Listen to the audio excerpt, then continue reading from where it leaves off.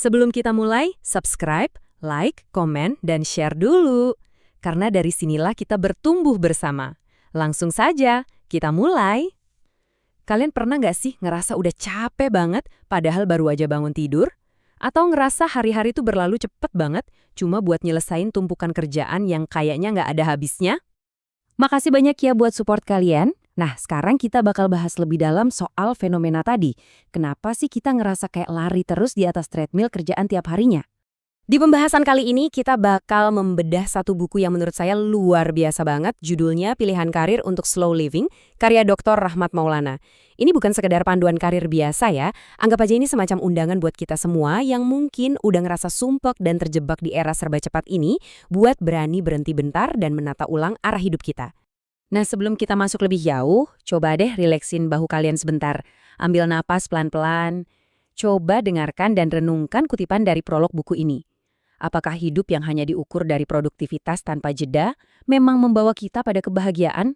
Di sini penulisnya benar-benar ngajak kita buat jujur sama diri sendiri, mengakui kelelahan batin yang seringkali kita tutupi pakai topeng kesibukan dan ambisi. Sekarang mari kita bahas akar masalahnya. Kita ini lagi hidup di tengah-tengah apa yang disebut hustle culture, atau budaya gila kerja. Mitos modern ini ngajarin kita kalau sibuk terus-terusan itu adalah simbol kesuksesan tertinggi. Katanya sih makin dikit tidur makin sukses kan? Tapi faktanya nggak gitu. Organisasi Kesehatan Dunia atau WHO bahkan sampai menetapkan burnout yang dipicu stres kerja kronis sebagai kondisi medis yang nyata loh.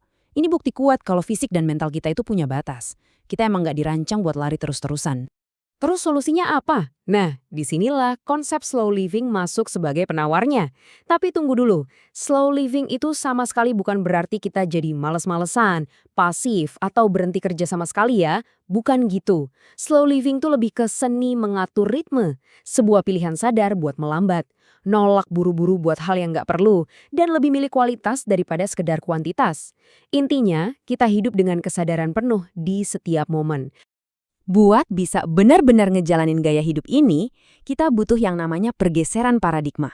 Kita harus mendefinisikan ulang makna kesuksesan itu sendiri. Coba pikir deh, selama kita cuma ngukur sukses dari seberapa gede gaji atau seberapa tinggi jabatan, kita pasti bakal selalu ngerasa kurang kan? Ada kontras yang cukup tajam di sini. Di satu sisi, ada mindset hidup untuk kerja, di mana kerjaan itu benar-benar jadi pusat gravitasi hidup dan satu-satunya identitas kita. Di sisi lain, ada mindset kerja untuk hidup. Nah, di sini kerjaan tetap penting, tapi posisinya lebih sebagai sarana pendukung.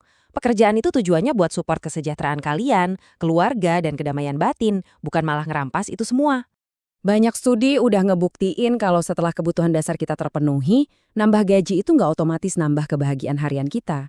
Kebahagiaan yang sejati itu justru datang dari hal-hal kayak keseimbangan waktu luang, kesehatan fisik dan mental yang terjaga, hubungan yang hangat sama keluarga, rasa syukur, dan kebebasan buat nemuin makna di keseharian kita. Gaji sebesar apapun nggak akan bisa beli kedamaian pikiran kalau hal-hal esensial tadi justru hilang dari hidup kita. Oke, sekarang kita udah paham nih filosofi dasarnya. Pertanyaannya, gimana cara nerapin ini ke dunia nyata? Kita masuk ke bagian praktis dari kerangka kerja Dr. Rahmat Maulana ini, yaitu gimana sih cara milih karirnya? Sebenarnya ada profesi-profesi yang secara struktur tuh udah klop banget sama konsep slow living. Contohnya di bidang kreatif, kayak penulis atau desainer independen yang bisa ngatur waktunya sendiri. Terus ada juga profesi yang dekat sama alam, misalnya pertanian organik yang ritmenya ngikutin musim. Selain itu, kerjaan digital atau remote, bidang sosial dan pendidikan yang ngasih makna mendalam, sampai bikin bisnis kecil yang berangkat dari hobi atau passion kita. Kerjaan-kerjaan kayak gini ngasih otonomi dan fleksibilitas yang benar-benar kita butuhin. Kalau kita bedah lagi, kelihatan banget bedanya. Hustle career biasanya punya jam kerja yang super kaku. Dari pagi ketemu malam, tekanan targetnya nggak masuk akal, dan kita dikontrol penuh sama atasan. Berbanding terbalik sama slow career. Di sini jadwalnya lebih fleksibel, kita punya otonomi tinggi buat ngambil keputusan sendiri, dan fokusnya lebih ke makna internal atau panggilan hati kita. Ini tuh benar-benar tentang gimana kita bisa kerja lebih cerdas, dan tentunya lebih manusiawi. Biar lebih kebayang, ada satu studi kasus yang super menginspirasi dari buku ini. Jadi ceritanya ada seorang manajer perusahaan multinasional di kota besar. Gajinya fantastis, tapi kesehatannya terus merosot dan dia nyaris nggak punya waktu buat keluarga. Titik baliknya terjadi waktu dia akhirnya jatuh sakit. Dari situ, dia berani ngambil keputusan radikal. Dia resign, pulang kampung, dan ngebangun bisnis kopi organik kecil-kecilan. Hasilnya, secara nominal gajinya emang nggak segede dulu, tapi dia ngerasa jauh lebih damai, lebih sehat, dan lebih ngerasa hidup. Dari kisah tadi, kita bisa belajar satu hal krusial, yaitu kekuatan dari kata cukup. Dalam slow living, kita menolak yang namanya ilusi pertumbuhan tanpa batas. Pemilik usaha kecil yang beneran sukses adalah mereka yang tahu persis kapan harus ngerem dan berhenti berekspansi. Mereka lebih milih fokus ke kualitas, ngejaga stabilitas finansial, dan yang paling penting, mereka mastiin kalau bisnis itu ada buat ngelayanin hidup mereka, bukan sebaliknya.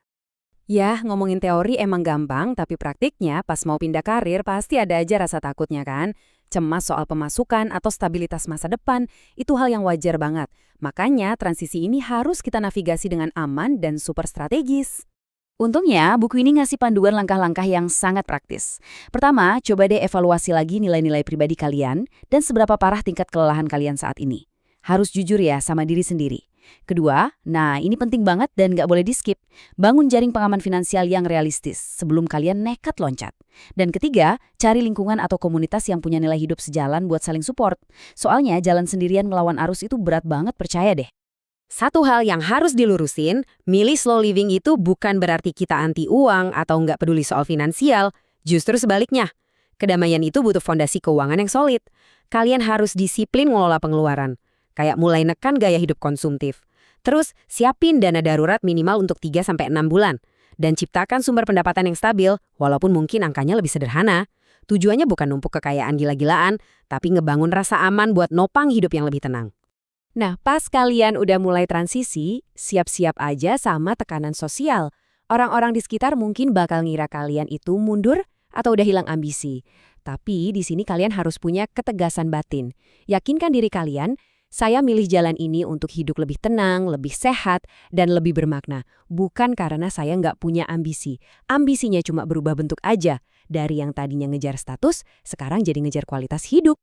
Sekarang kita masuk ke fase transformasi akhirnya nih. Setelah karir dan uang udah kita tata dengan baik, sekarang saatnya kita ngerangkai lagi makna hidup kita yang mungkin sempat berantakan karena terlalu sibuk. Berdasarkan buku ini, hidup yang beneran bermakna itu ditopang sama 3 pilar yang harus jalan bareng. Pertama, kerjaan yang ngasih arang dan ruang buat kita berkontribusi. Kedua, waktu berkualitas sama keluarga atau teman-teman yang ngasih kita ruang buat bernapas. Dan ketiga, kedamaian batin yang bikin hidup kita lebih berbobot dan mendalam. Kalau kalian bisa nyimbangin ketiga hal ini, selamat, kalian udah beneran menang dalam hidup. Ada satu pepatah dari buku ini yang merangkum semuanya dengan sangat indah. Dengerin baik-baik ya.